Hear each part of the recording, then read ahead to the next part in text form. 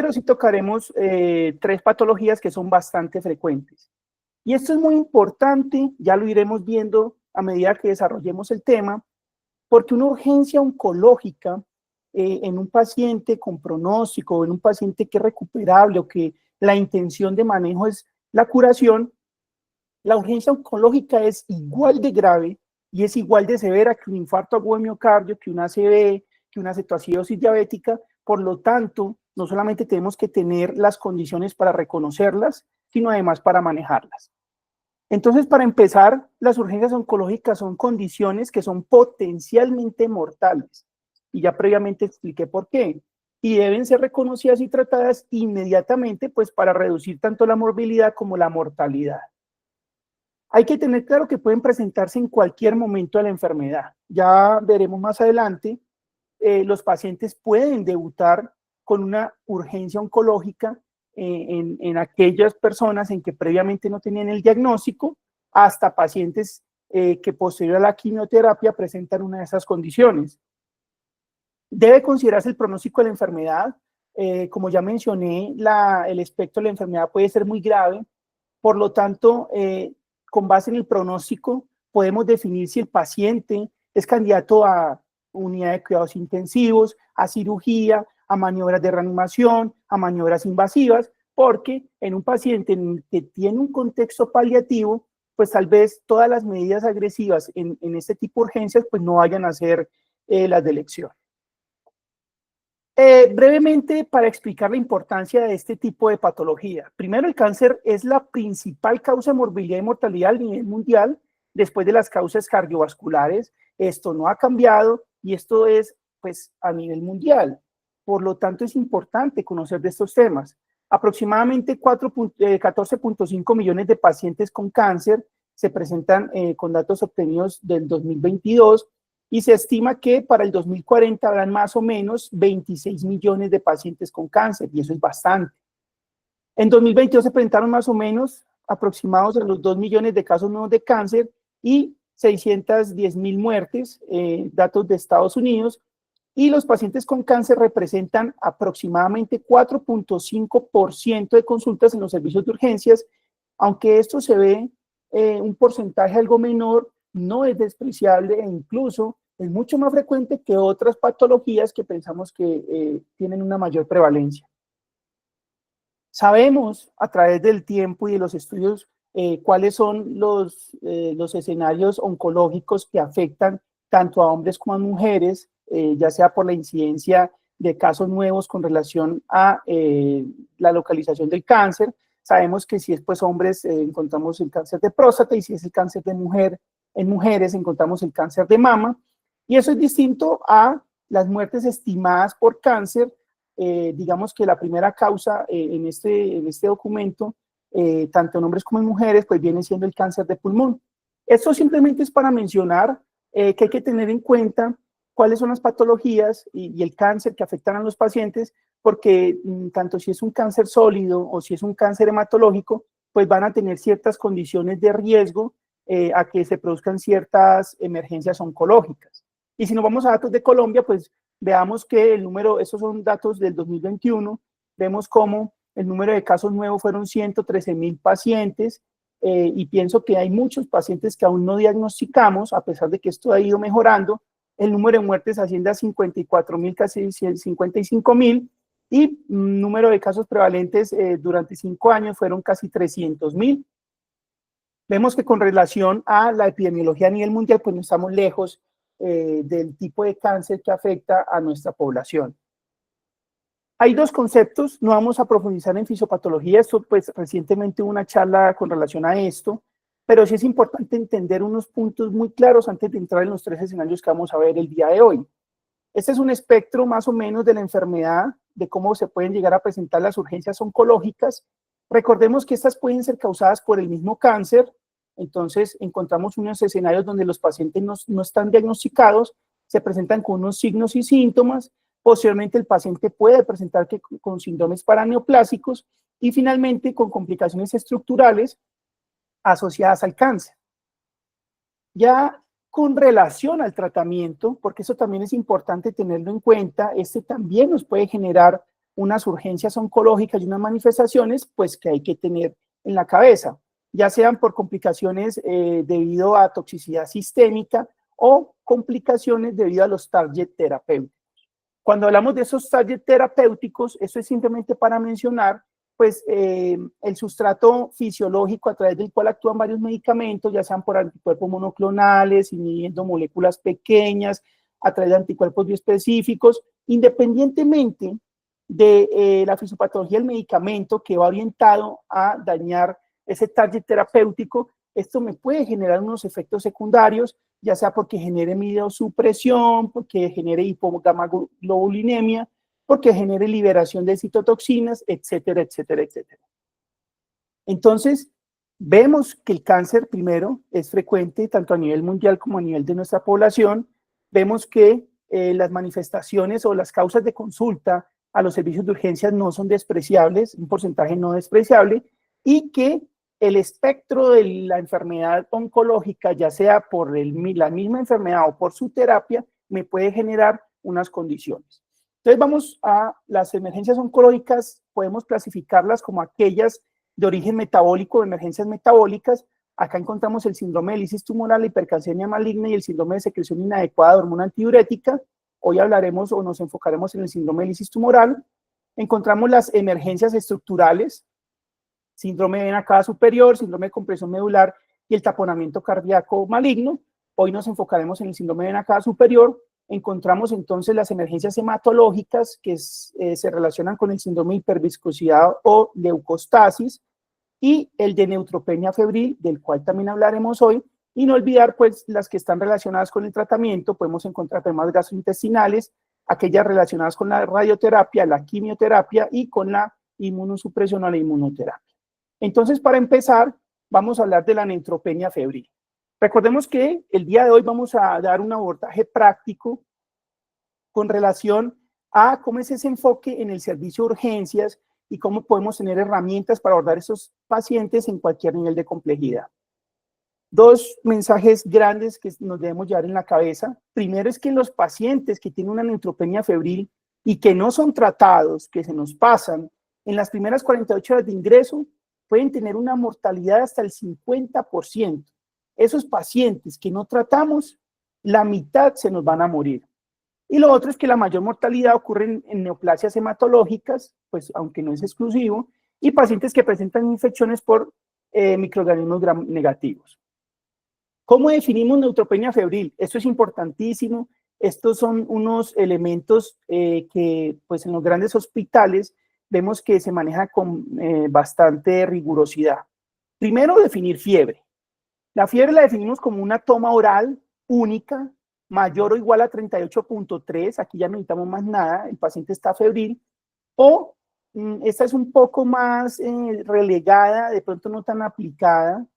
Generalmente cuando encontramos temperaturas mayores a 38 grados centígrados por más de una hora, pues lo que se suele hacer es como hacer una curva térmica estricta, vigilar si de pronto eleva más la temperatura, pero está incluida dentro de la definición. Entonces, primero que tenga fiebre, ya lo definimos, y que además de eso, pues encontremos que el recuento absoluto de neutrófilos, recuento absoluto, no porcentaje, pues es menor a 500 células por microlitro, o si se anticipa que el paciente puede tener un descenso esperado por debajo de 500 en aquellos que no lo tienen en las próximas 48 horas, dependiendo de la terapia. Ojo, y muy importante con esto, es que en los pacientes con neutropenia febril se desaconseja no tomar la temperatura rectal porque esto puede producir traslocación bacteriana y pues complicarnos la vida y complicarse al paciente, adicionándole algo pues con lo que no tiene al llegar al servicio de urgencias.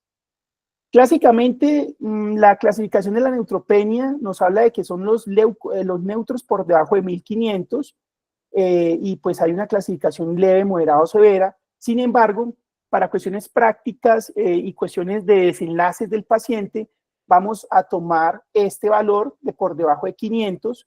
Obviamente el riesgo a mayor tiempo, pues mayor va a ser el riesgo.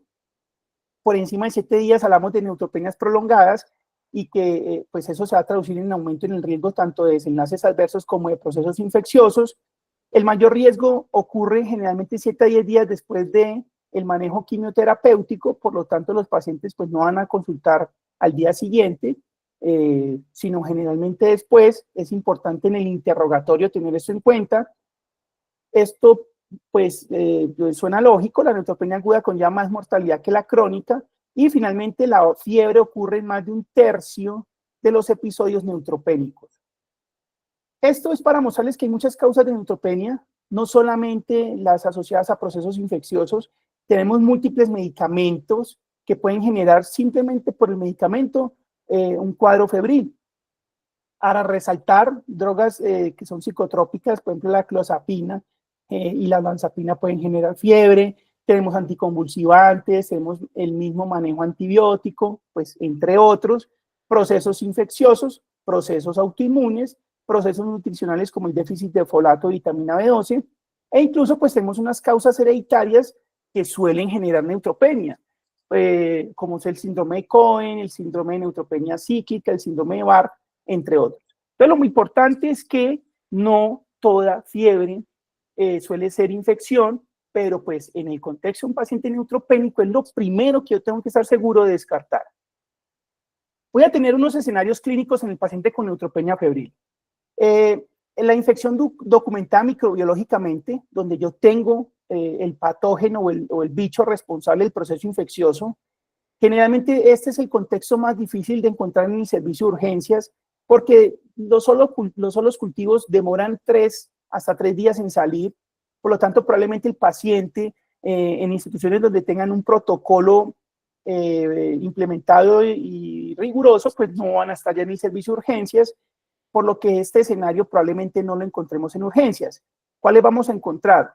El escenario donde hay una infección documentada clínicamente. Aquí hay signos o manifestaciones que sugieren un foco infeccioso.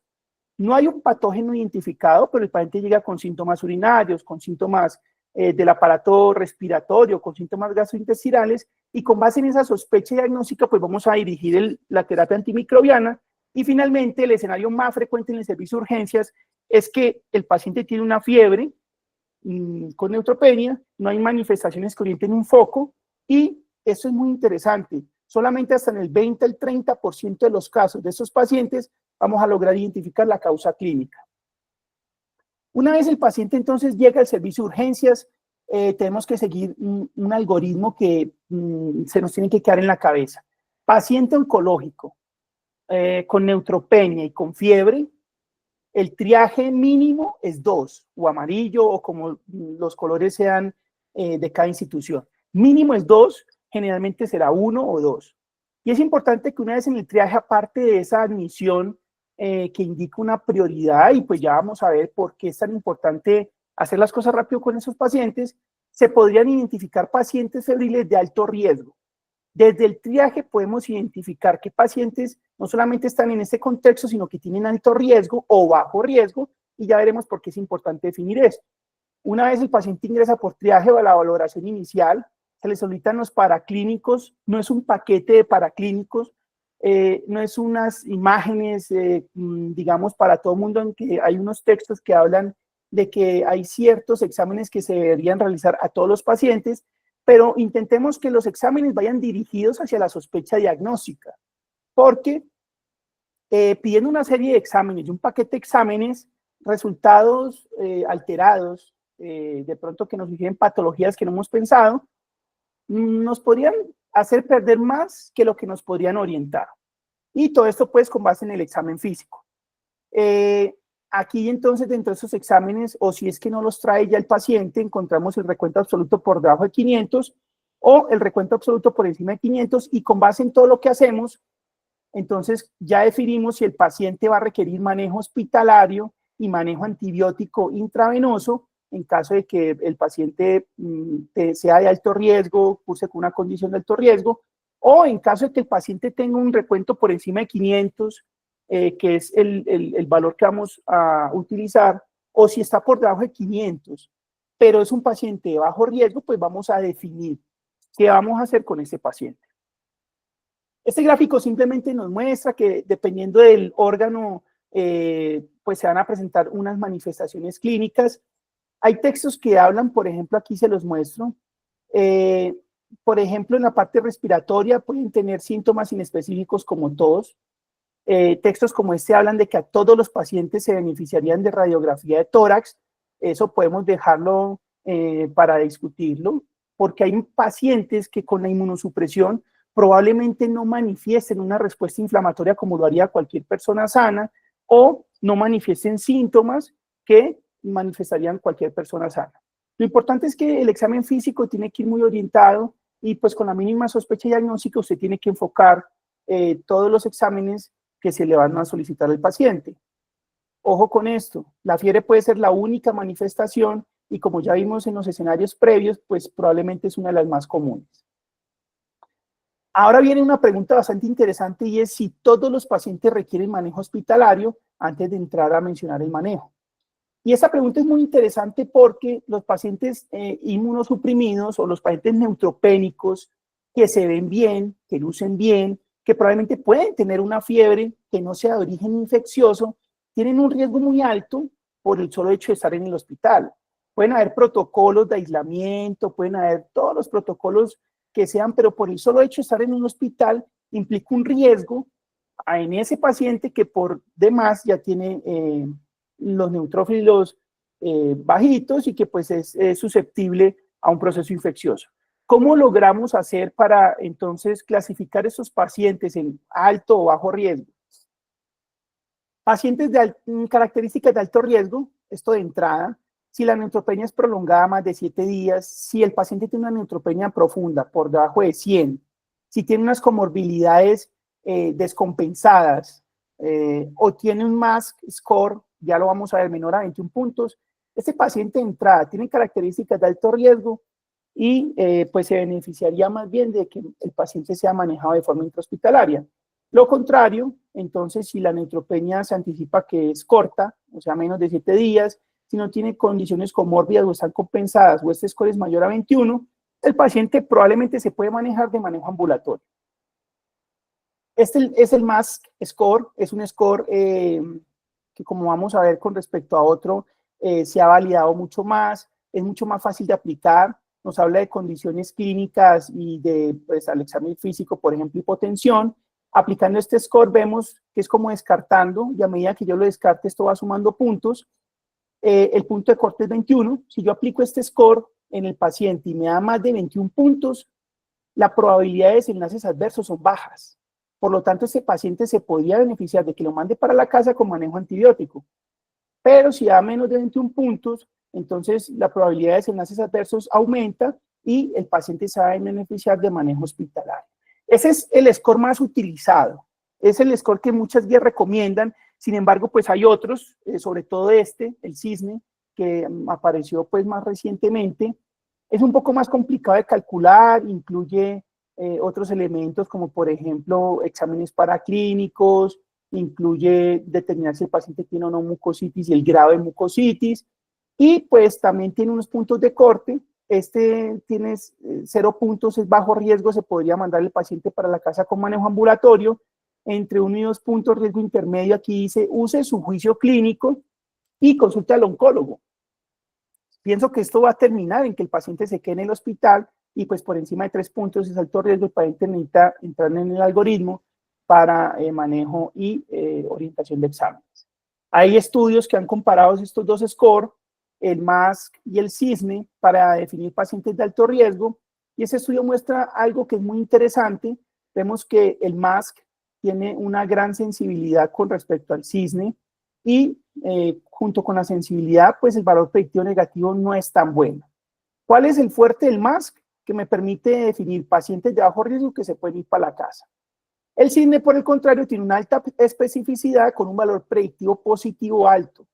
¿Qué significa? Que el CISNE me puede ayudar es para evidenciar los pacientes de alto riesgo que deben quedarse y recibir manejo hospitalario. Algunos autores mencionan que estos dos se podrían combinar para definir el sitio donde se debe manejar el paciente. Y en este estudio lo muestra un área bajo la curva, o sea, el rendimiento diagnóstico en general de estos scores, y vemos que en la línea verde tiene mucho mejor rendimiento diagnóstico el MASC score en este estudio. Hay otros que están a favor del CISNE, y vemos como por debajo está el CISNE, con un área bajo la curva del 77% para el MASC y del 68% para el CISNE. ¿Cuál es la recomendación? Porque este score lo debemos aplicar para definir si el paciente requiere manejo hospitalario, si estoy en un bajo nivel, si el paciente requiere remisión a una alta complejidad, o que el paciente se puede ir para la casa con seguimiento y con manejo antibiótico oral. Entonces, utilicemos el MASC para determinar cuáles son esos pacientes de bajo riesgo y podemos combinarlo con el CISNE. Si tengo un MASC de bajo riesgo, aplico el CISNE y si me da bajo, el paciente se va, pero si el CISNE se aplica y es un CISNE de alto riesgo, entonces es un paciente que va a requerir manejo hospitalario. Con respecto al manejo, el manejo es antibiótico y terapia de soporte. El manejo antibiótico, no olvidar, en pacientes con neutropenia febril y que ya clasificamos que son de alto riesgo, el manejo antibiótico se debe administrar en la primera hora, eso es fundamental. Y lo segundo es que se deben tomar unos cultivos, pero apropiados a la sospecha diagnóstica. Hay unos patógenos comunes que en la práctica y con el manejo del antibiótico tenemos la intención de cubrir. Generalmente la intención es cubrir patógenos que sean resistentes. Vemos como con gram negativos la idea es cubrir pseudomonas e incluso muchos otros patógenos que tienden a generar resistencia. Y si hablamos de gram positivos, pues la idea es cubrir Staphylococcus aureus meticilino resistente. Teniendo eso en cuenta, entonces el manejo del paciente con neutropenia febril es como el de cualquier paciente séptico. Adecuada reanimación hídrica, la guía nos habla de 30 ml por kilo, ya sabemos que esto no es pasarle el bolo, sino que ir mirando cómo responde al volumen el paciente. En caso de que lo requiera, inicio temprano de soporte vasopresor, norepinefrina, o el que tengamos en nuestros menores niveles de complejidad, ese es el de elección. Y en caso de que el paciente, a pesar de una adecuada reanimación hídrica, a pesar del vasopresor, a dosis máxima, ya sea por vía periférica o por vía central, pues consideraremos iniciar un segundo vasopresor con la adición del esteroide por la insuficiencia suprarrenal. 200 miligramos día, ya sea pues 50 miligramos cada 6 horas, que es lo que se utiliza en sepsis. Hay unos escenarios, esto tal vez para las altas complejidades, y esto ya es de manejo especializado, se considera utilizar factores simulantes de colonias, eso ya es como una medida última en pacientes en los que ya tienen neutropenia y pues que no ha respondido a todas las terapias previas, y es un paciente que está en un choque séptico. En eso no vamos a profundizar. ¿Qué antibiótico vamos a utilizar? En todos los protocolos de todas las instituciones, como vimos, debemos cubrir pseudomonas. Por lo tanto, el medicamento de primera elección tiene que cubrir este patógeno. ¿Cuáles tenemos? Cefepime, tenemos piperacillina tazobactam o tenemos carbapenémicos como meropenem.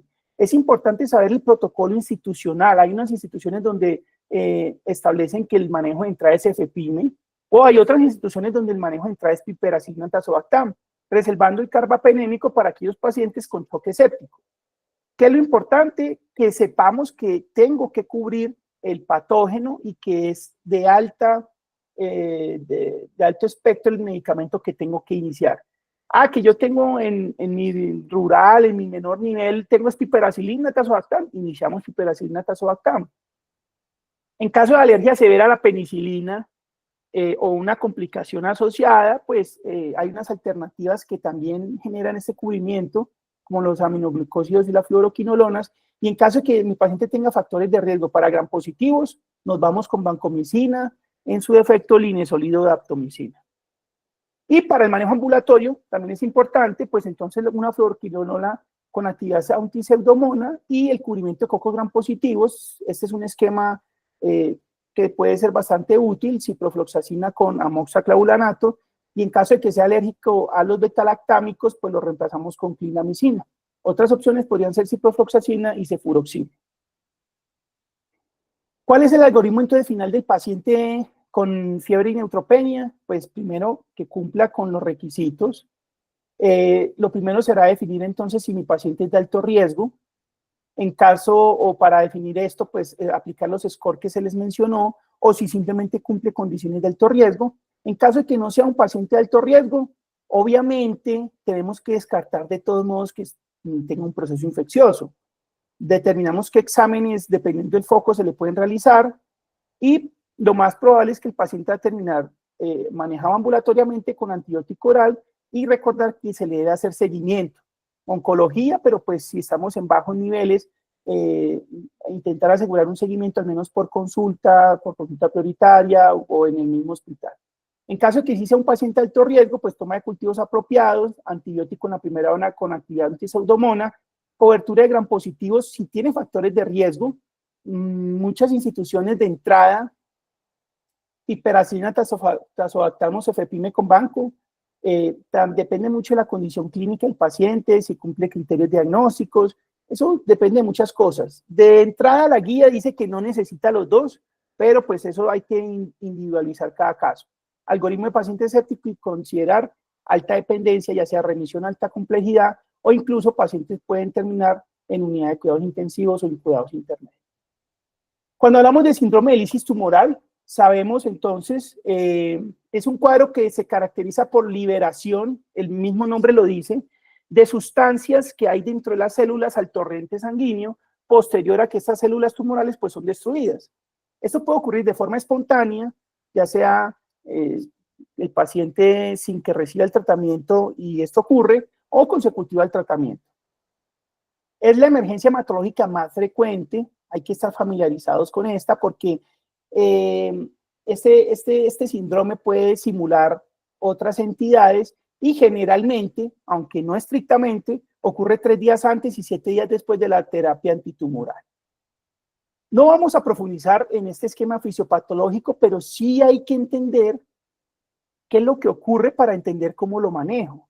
Cuando hay una lisis de las células se liberan compuestos, generalmente se libera pues el DNA, se liberan, este DNA se fragmenta, se liberan las bases nitrogenadas, principalmente nos interesa la adenosina y la guanosina, porque estas finalmente a medida que se van descomponiendo van a terminar en una vía común y es la formación de santina por medio de esta enzima, la santina oxidasa, que es muy importante en el manejo, ya que la santina oxidasa no solamente convierte la hipoxantina en santina, sino además lo convierte en ácido úrico.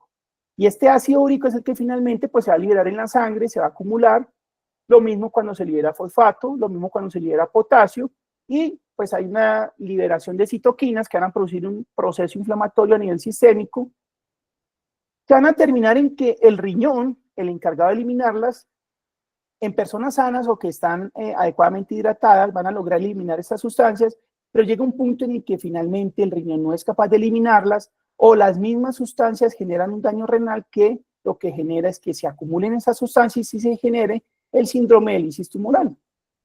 Entonces, ¿cuándo debo sospechar este síndrome?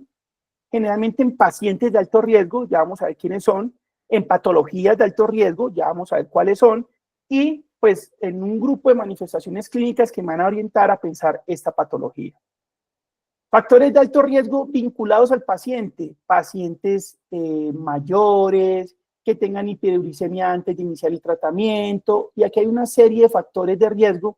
Quiero resaltar la deshidratación, es uno de los factores de riesgo más importantes, por eso muchas instituciones previa a inicio a quimioterapia o manejo antineoplásico tienen protocolos de hidratación del paciente con líquidos y el daño renal previo, porque sabemos que el riñón es el que se encarga de eliminar esas sustancias y si no está sano, pues se van a acumular.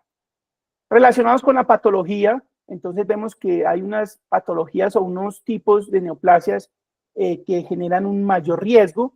Hablamos de la leucemia linfoblástica aguda, el linfoma no hodgkiniano, como el linfoma de Burkitt, y algunos tumores que tengan mayor sensibilidad a la quimioterapia, ya vamos a ver algo más de esto. Vinculados a la bioquímica, por encima de 50.000 leucocitos entramos en riesgo, pero depende del tumor, el riesgo puede ser por encima de 50.000 o por encima de 100.000. Y pues obviamente esto va a aumentar si hay un compromiso renal, como ya lo mencionamos. Con respecto al tipo de cáncer, vemos que, pues no voy a mencionarlos todos, vemos que hay unas características de unos tumores, principalmente hematológicos, que condicionan mayor riesgo de síndrome de lisis tumoral. El linfoma de Burkitt es uno de los que más alto riesgo tiene. Si hablamos de leucemia aguda linfoblástica, el recuento por encima de 100.000. pero si hablamos de leucemia aguda mieloblásica, el riesgo está por encima de 50.000. Las manifestaciones clínicas, como les mencionaba, tenemos unas manifestaciones generales, esto es bastante inespecífico. El paciente simplemente se puede presentar con adinamia, astenia, debilidad, náuseas, vómito, fiebre o hiporexia. Veamos que esto no orienta a nada, esto puede ser cualquier cosa, pero es importante en la anamnesis y en el contexto del paciente encasillar estos cuadros clínicos. Pueden tener manifestaciones de deshidratación, las que conocemos, que esté taquicárdico, hipotenso, mucosas secas, que el paciente sea anúrico, que tenga alteración del sensorio, que esto sea reflejado en la piel o el llenado capilar. Y finalmente, pues los trastornos electrolíticos, ya cuando hablamos de paraclínicos, estos trastornos electrolíticos pueden generar trastornos electrocardiográficos y tener repercusión a nivel del corazón, generar arritmias cardíacas, injuria renal aguda, convulsiones, debilidad e irritabilidad neuromuscular. Vemos que cuando llegan a este punto, estas son condiciones graves y entonces la idea es que el paciente no llegue a este escenario dándole el adecuado tratamiento. Criterios diagnósticos. Está la clasificación de Cairo-Bishop para definir dos escenarios. Este primero, que es el síndrome de lisis tumoral paraclínico, que es con base a estos paraclínicos, estos 4, y el síndrome de lisis tumoral clínico, que ya habla de compromiso de algún órgano. Entonces, ¿cómo es el diagnóstico? Potasio por encima o mayor o igual a 6, ácido úrico mayor o igual a 8, el fósforo mayor o igual a 6.5 y el calcio, este calcio total, menor o igual a 7. Estos son los criterios para yo diagnosticar un síndrome de lisis tumoral. Muchos autores hablan de que no seamos tan estrictos con relación al ascenso del 25% desde los valores basales, porque probablemente algunos pacientes en algunos escenarios el aumento en el 25% no tenga significancia clínica. Entonces pienso que nos podemos ir más con los valores absolutos. Acá hago una claridad: mayor a 6.5 en niños, mayor a 4.5 en adultos. Dos criterios necesito de estos 4 para hacer el diagnóstico.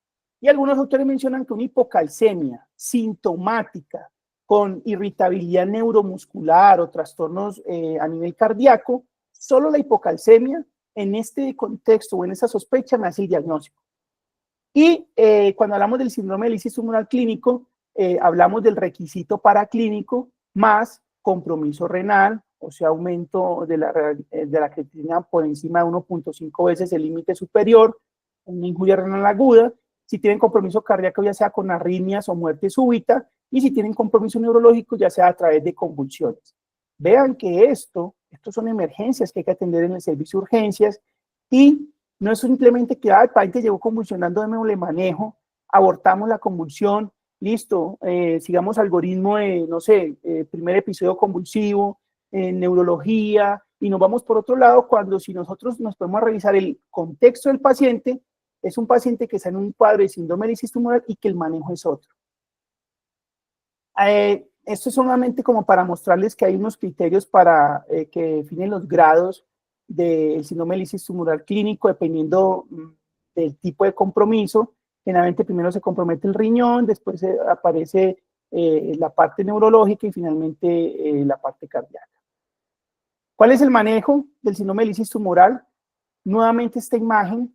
Si sabemos que la xantina oxidasa convierte estos elementos finalmente en ácido úrico, pues la idea primero será bloquear este paso para que no se transforme en ácido úrico, y este ácido úrico después, mediante muchos mecanismos, me termine generando lesión renal aguda y me termine generando todo el síndrome de lisis tumoral.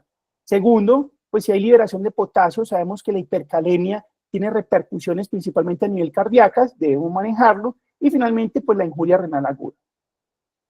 Estos entonces son los fundamentos del manejo: corrección de trastornos hidroelectrolíticos, el alopurinol y o la rasburicasa, esto es para lo relacionado con el ácido úrico, y la terapia líquida, pues el paciente tiene una injuria renal aguda, el paciente está en un contexto de deshidratación secundario a todas esas anormalidades de la misma terapia, por lo que la terapia con los líquidos es fundamental. El manejo debe ser agresivo. Aproximadamente, algunos pueden hablar de más, pero aproximadamente son 2 a 3 litros día, esto es más o menos, el paciente debe recibir una terapia hídrica con 100 a 150 cc hora. Ojo, esto es como un aproximado, depende de la condición y el contexto del paciente. Pudiéramos limitarnos a los 100 cc, en algunos escenarios, en algunos textos, incluso podríamos irnos con más. Principalmente guiando la terapia con el gasto urinario. Yo tengo 150 cc hora, pero mi gasto urinario está por debajo de un cc kilo hora, probablemente necesite más o necesite intervenir, realizar otras terapias. Con respecto al alopurinol y la rasburicasa, hay que mencionar algo. El alopurinol, voy a devolverme acá para mostrarles, el alopurinol inhibe la xantinoxidasa. ¿Qué significa? Que el alopurinol bloquea que se forme nuevo ácido úrico. Cuando yo tengo un paciente con un síndrome de lisis tumoral, ya el ácido úrico está formado y el ácido úrico es lo que me está produciendo el daño.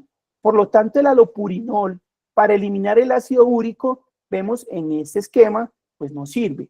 Evita que se forme más. Algunos textos hablan que en el manejo solo con alopurinol, la desaparición de ese ácido úrico en sangre o su excreción más o menos puede tardar entre 2 a 3 días. Desafortunadamente, el alopurinol es una de las terapias que tenemos en la mayoría de los hospitales y es con la que nos toca trabajar. Entonces, no voy a eliminar el que ya hay, pero al menos voy a evitar que se formen más. Eso con el alopurinol, pues obviamente la presentación puede ser principalmente en nuestro medio de vía oral, demora más o menos 2 días en eliminar lo que ya acabo de mencionar, y es lo que tenemos. ¿Cuál sería la dosis? 600, 800 miligramos día, y esta dosis repartida en 3 dosis. ¿Cuál es el manejo que realmente causa impacto? Y es la rasburicasa, medicamento que es más costoso, intravenoso, que solamente algunas instituciones lo tienen, no todos, pero este sí elimina el ácido úrico que ya hay, y pues el manejo es por 5 días. ¿Cuándo comenzamos a ver el efecto? A las 4 horas.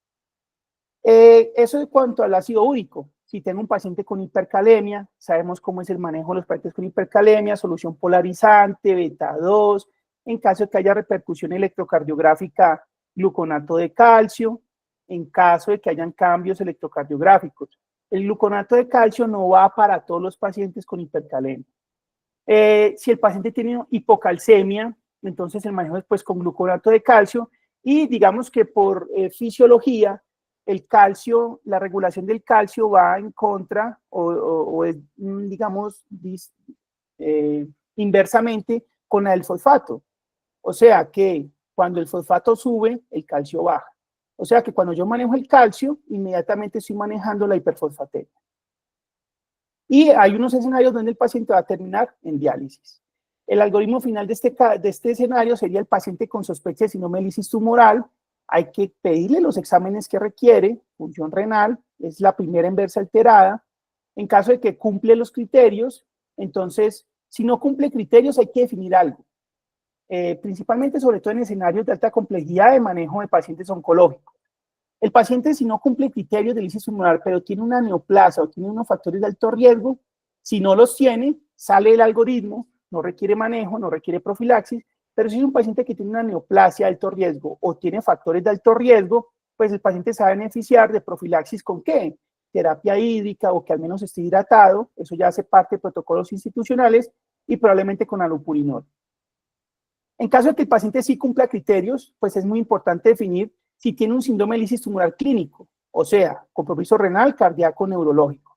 En caso de que no lo tenga, pues el paciente se beneficia de estar hospitalizado porque tiene un síndrome de lisis tumoral paraclínico, dependiendo de cada escenario, sala general o unidad de cuidados especiales, lo que tengamos para el ácido úrico en caso de que esté elevado.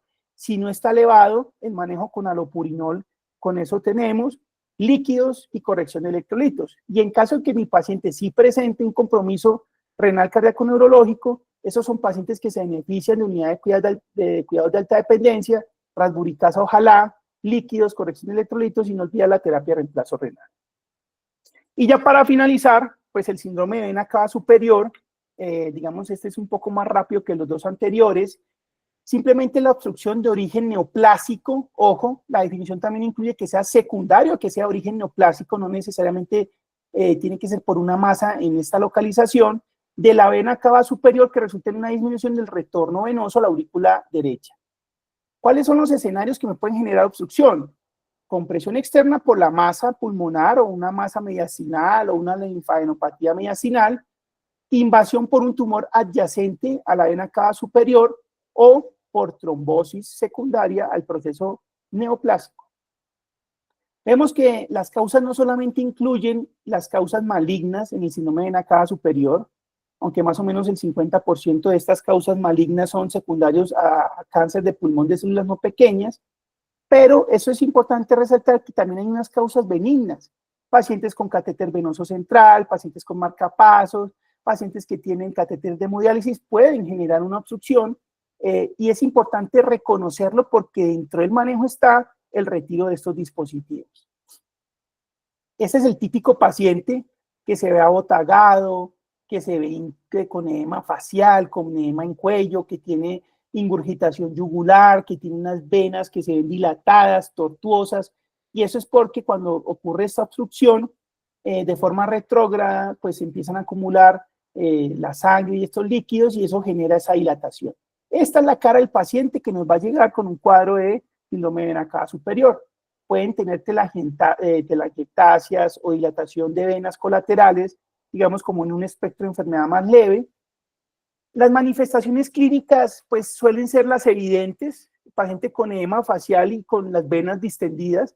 Eso es un escenario obvio en un contexto en el que el paciente tiene una lesión pulmonar por los alrededores, pero vean que también puede manifestarse con síntomas inespecíficos como disnea y tos, como estridor, y el estridor tiene que alertarnos sobre probablemente que vayamos a perder la vía aérea, o incluso el paciente se puede presentar con confusión o alteraciones del estado de conciencia. Hay una clasificación, pues en esto no vamos a ahondar, dependiendo de la severidad de las manifestaciones, se clasifica en grados. Obviamente el quinto grado es el más severo, que es el paciente que finalmente se muere, pero es importante resaltar que estos escenarios más graves son los menos comunes, pero tenemos que estar preparados. Y los escenarios donde el paciente tiene unas manifestaciones, pero pues no son tan severas, son los escenarios más comunes. Brevemente, dependiendo de dónde se ubique la obstrucción, eso puede traducirse en que el paciente tenga más o menos síntomas. Vemos que aquí se encuentra a nivel de las venas brachiocefálicas y por circulación colateral. Toda esa sangre puede llegar finalmente a la aurícula derecha. Esa sería como la clasificación grado A. Y así sucesivamente, dependiendo de dónde se localice la obstrucción, se clasifica en otra clasificación.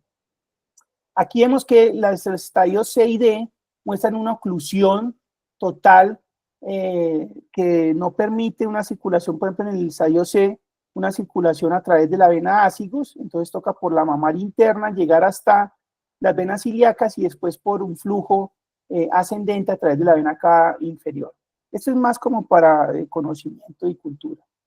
Dependiendo pues de la localización de la oclusión, el tipo, y eso va en conjunto con la severidad. El enfoque terapéutico de estos pacientes es muy importante. El manejo debe ser integral. Muchas especialidades son las que deben intervenir en este manejo. Y finalmente el manejo grande de estos pacientes, el gol estándar de manejo podríamos mencionar que es la radioterapia. Sin embargo, entrarle con radioterapia a un paciente, aunque es la indicación en escenarios graves o que pueden causar, que son potencialmente mortales, desafortunadamente la radioterapia podría alterar el estudio histopatológico hasta en un 40%, por lo tanto no es como con el manejo con el que se inicia. Manejo oncoespecífico, manejo con cirugía o manejo endovascular, probablemente eso no nos corresponde a nosotros, pero es importante saberlo porque si estamos en un menor nivel de complejidad es a donde vamos a remitir los pacientes. ¿Qué sí nos corresponde en el servicio de urgencias? Medidas generales. El ABCDE de todos los pacientes, estos pacientes pueden perder la vía aérea, por lo tanto yo tengo que tener esa disposición de reconocer y de manejar, si el paciente se necesita que se asegure la vía aérea, la aseguro a través de intubación orotraqueal, y unas medidas sencillas pero que impactan en ese paciente, lavar la cabecera para disminuir la presión hidrostática y evitar que se siga edematizando. Y pues si vemos que el compromiso está a nivel superior y que probablemente a la sangre le toque ir hasta la parte inferior para poder acceder al corazón, el acceso venoso, ojalá en miembro inferior, porque pues ya lo vimos por el tipo de obstrucción, sería bastante dificultoso al momento de colocar medicamentos si lo hacemos en extremidades superiores. Y pues hay unas terapias coadyuvantes, algunos textos las mencionan, el uso de corticoides y furosemida, no tienen resultados que sean tan concluyentes, las menciono porque pues hay guías que las mencionan, pero realmente en pacientes sobre todo que es de origen neoplásico o tumoral, probablemente se beneficien de terapia con corticosteroides para disminuir el edema, pero no es en todos los casos, se debe individualizar. Este es un score, el score de Kishi, que tiene una serie de elementos en el examen físico que, dependiendo de la puntuación, aparentemente pues una puntuación mayor de 4 o igual, me traduce en la necesidad de que el paciente se le coloque un stent percutáneo, que es una de las formas que yo tengo para poder recanalizar ese vaso y disminuir la sintomatología. Este es el algoritmo final. Paciente en el que usted sospeche un síndrome de vena cava superior, este se me pasó. Para el diagnóstico imagenológico, yo creo que lo más asequible y lo más fácil que tenemos es la tomografía. El gol estándar es la venografía de sustracción digital, pero pues no contamos con ella en todos lados, y digamos que otro examen que aquí no se incluye podría ser el Doppler venoso de miembros superiores. Con eso podríamos hacer la aproximación. Entonces tenemos la clínica, tenemos un escenario en el que es compatible con un síndrome de vena cava superior, una imagen que me dice que hay un proceso obstructivo. Hay que definir, como cualquier paciente que ingresa al servicio de urgencias con alguna patología severa, si tiene unos síntomas que pueden condicionar o que sean potencialmente mortales. Si es así, el ABC, dependiendo de lo que prefiera la institución, puede ser llevada a una terapia endovascular de forma urgente. Si no tenemos terapia endovascular, si no tenemos cirugía, y ojo con esto, el único escenario donde yo voy a considerar una trombolisis sistémica o una trombolisis ya por catéter es si yo veo que la obstrucción es por trombo. Si es por compresión de masa, si es por cualquier otra causa que no sea trombo, el paciente no se beneficia ni de terapia trombolítica ni de terapia anticoagulante. Y ya pues dependiendo de la causa, pues así va a ser el manejo, si es cirugía, si es simplemente con quimioterapia y radioterapia, si es terapia endovascular, pero lo importante es que de entrada nosotros definamos si el paciente requiere o no asegurar la vía aérea. Eso era lo que les tenía para hoy, pues quedo atento a preguntas, comentarios, discusiones o cualquier cosa. Muchísimas gracias, Doc. Sí, profe, infinitas gracias por esta presentación, por el desarrollo de estos temas pues, tan importante, la forma concisa y clara que la cual nos mostró y nos presentó este tema que es bastante, bastante carnudo. Profe, tenemos un par de preguntas. Nos escriben acá por el chat, nos preguntan, ¿siempre se recomienda la profilaxis antibacteriana y antifúngica para pacientes que tengan o no un alto riesgo de infección? Profilaxis. A ver, con la cuestión de la profilaxis, eso es bastante discutido. Con relación a profilaxis antifúngica, no, o al menos en los textos más recientes de los que hablamos, generalmente, a no ser que tenga algún antecedente de infección micótica, de estancia en UCI, algunos lo podrían considerar, pero generalmente no. Y el manejo antifúngico en pacientes que no han respondido a terapia antimicrobiana y que ya están hospitalizados, y la profilaxis antibiótica, pues realmente no son muchos los estudios, no son muchas las publicaciones que avalen la profilaxis antibiótica. Algunos consensos de expertos, algunos especialistas podrían tener esta conducta, pero que de forma general, sea lo que se haga, pensaría que no. Ok, sí, profe, listo. Eh, Hay otra preguntita y ya le damos el espacio a Laura.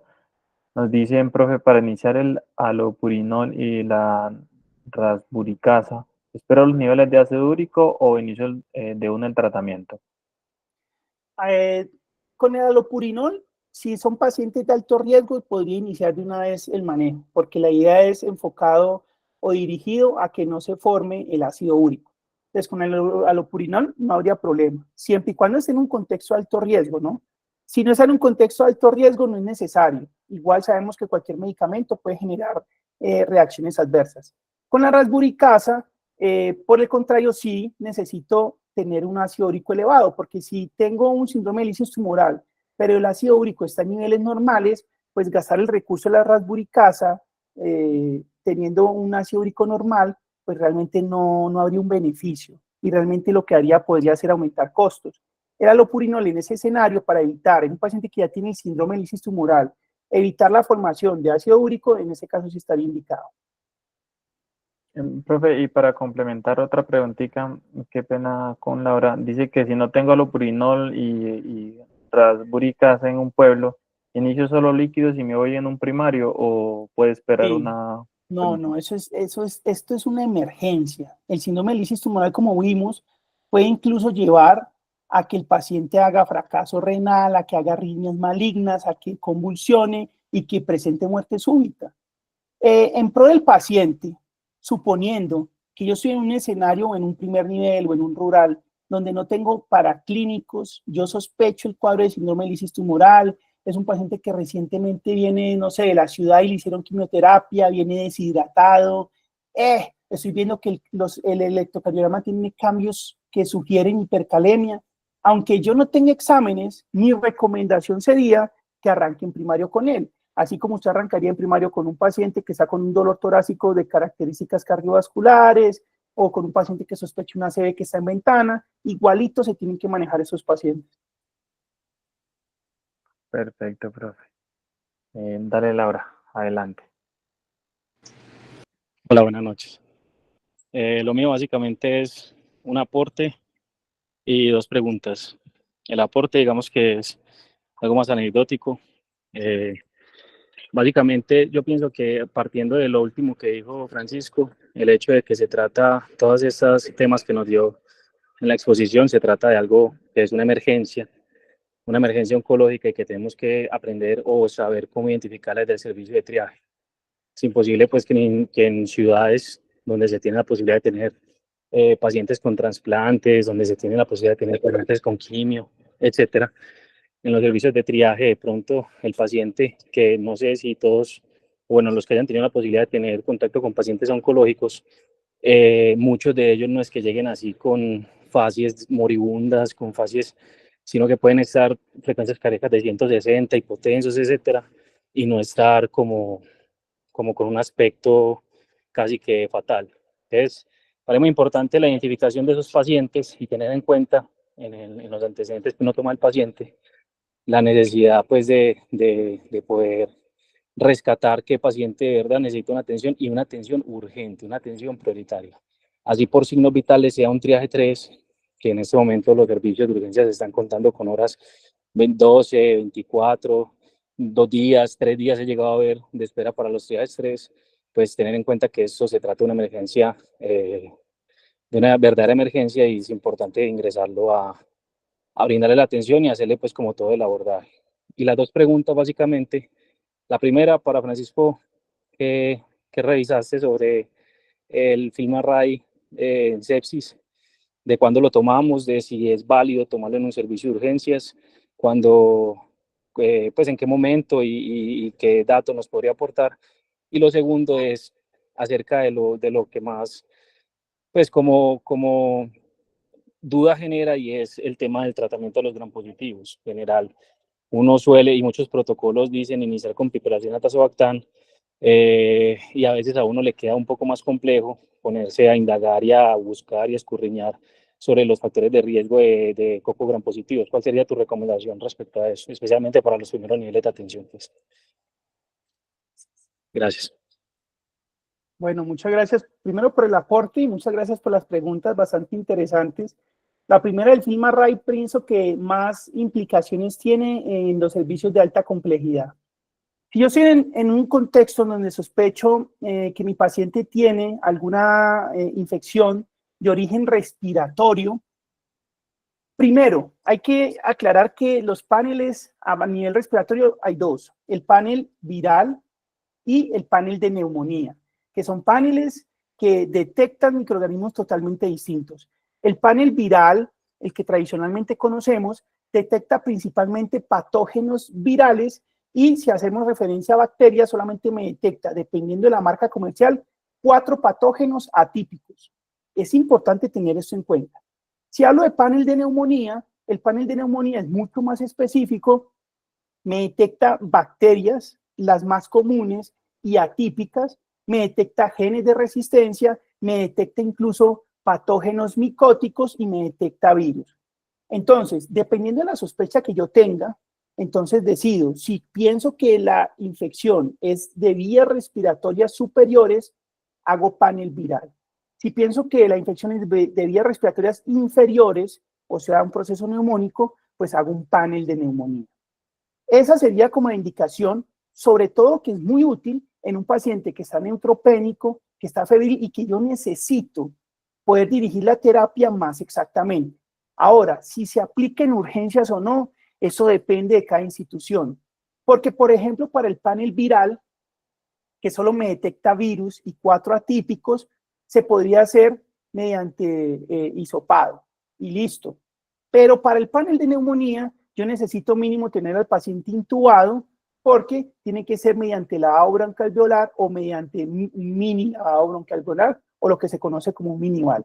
Generalmente, estos pacientes graves van para UCI y en UCI, en la mayoría de los casos por protocolo, tienen la toma de los paneles de neumonía. Entonces, si yo estoy en mi servicio de urgencias, no tengo UCI, se puede demorar en que se traslade, no sé, no hay un protocolo establecido, yo tengo la duda, el panel generalmente sale en 1 hora. Es muy importante definir si le hago o no, sobre todo en conjunto con la UCI, porque se ha visto que muchas veces le hacen panel en urgencias, le hacen panel en la UCI y eso duplica costos. Entonces, si son necesarios y si me aportan, sí, bastante me van a aportar.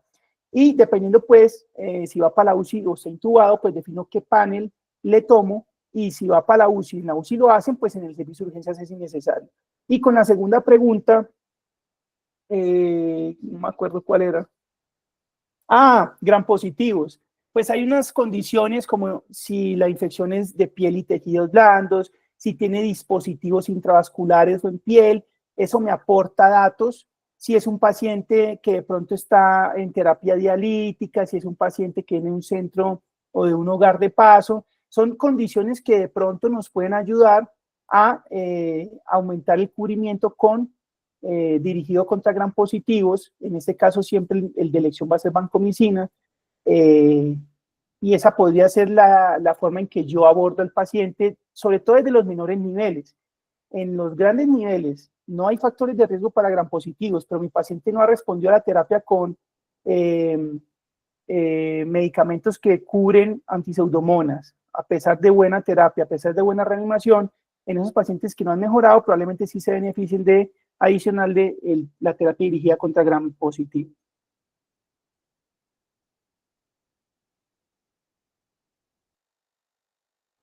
Listo, listo, profe. Tengo una última pregunta que me hicieron por acá por el chat. Perdón, permítame. Dice, profe, en los pacientes con neutropenia febril, si no hay un foco infeccioso al examen físico, ¿cuál sería los exámenes que nos pudieran orientar en un contexto de pocos recursos? Perfecto, bueno, en ese escenario sí, desafortunadamente a mí no me gusta hablar de mandar paquete de exámenes o tirar el escopetazo, pero si estoy en un lugar de bajos recursos, mi paciente solo tiene fiebre y es una fiebre asociada a neutropenia, pues desafortunadamente y toca hacer lo que hay. con digamos, ya tenemos el hemograma. Tenemos exámenes, mínimo habrá uroanálisis, mínimo habrá radiografía de tórax, que son como los focos que de pronto mediante los exámenes podemos identificar. Que si el paciente no tiene diarrea, pues se me hace que hacerle exámenes orientados a buscar un proceso infeccioso gastrointestinal en un paciente sin manifestaciones, o si no tiene lesiones en piel. Con esos dos exámenes uno podría hacer el abordaje inicial del foco. Perfecto, profe, muchas gracias. El profe Guillermo quiere compartir algo con nosotros. Buenas noches, doctor Francisco. Una pregunta con respecto al síndrome de vena cava superior con ese escenario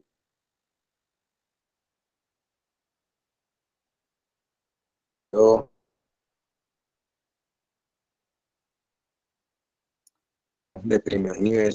Hablabas pues, de esteroides que no tienen mucha evidencia, pero a veces Qué es lo pena, Guillermo, único es que que tienen en se te ese escucha tipo de entrecortado. niveles. Lo otro sería pues anticoagulación, profilaxis, mejor cómo sería el mejor esquema farmacológico. Profe, no se entendió la pregunta porque se cortó la señal. Hola, ahí me escuchan bien.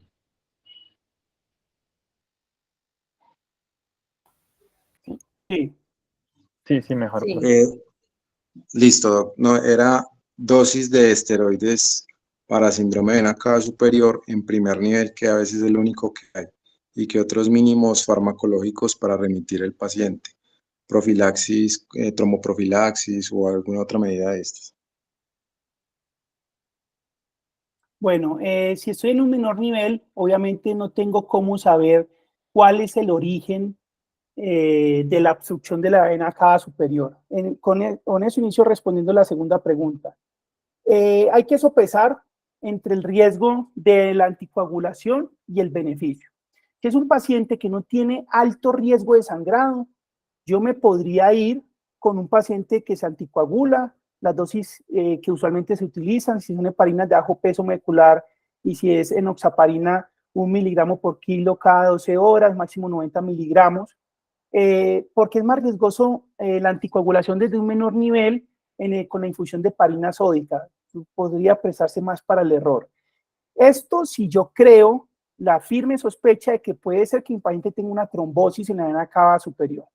Si usted dice, yo creo que es más por la masa, no creo que tenga trombosis, se puede ir con la profilaxis la profilaxis con enoxaparina, 40 miligramos subcutánea una vez al día.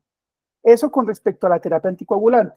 Con respecto a la terapia de esteroides, no hay muchos estudios, pero si es lo que tenemos, si yo creo que es por una masa, porque ahora bien, saliéndonos del contexto del bajo nivel, si fuera por una trombosis, la dexametasona, que es el esteroide de elección, pues no tiene ninguna cabida.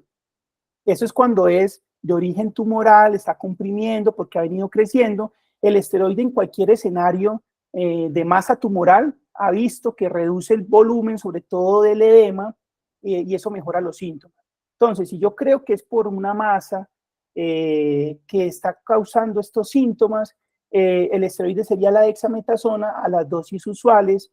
Generalmente alcanzan los 24 miligramos al día, lo podemos repartir 12 miligramos cada 12 horas u 8 miligramos cada 8 horas. Los esquemas varían, pero sería la dexametasona. Ahora, usted me preguntará, no, pero entonces yo no tengo ni idea. Sé que tiene un síndrome de vena cava superior. ¿Usted aconsejaría entonces montarle a ciegas dexametasona y anticoagulación? Pensaría que no. Pensaría que no, sobre todo si es un paciente que no tiene manifestaciones potencialmente mortales. Da tiempo para que llegue al mayor nivel de complejidad sin haber iniciado el esteroide y exponernos a los efectos secundarios, y tampoco la anticoagulación, porque esos pacientes de por sí pues, también tienen riesgo de sangrado aumentado, y simplemente con la profilaxis es más que suficiente.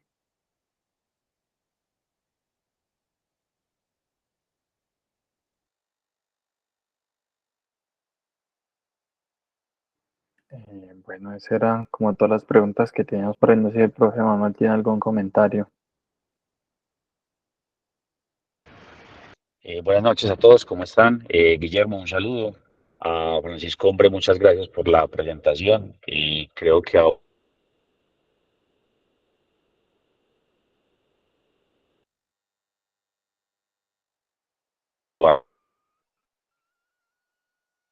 Ya, Ahora ahora sí, sí, profe. me están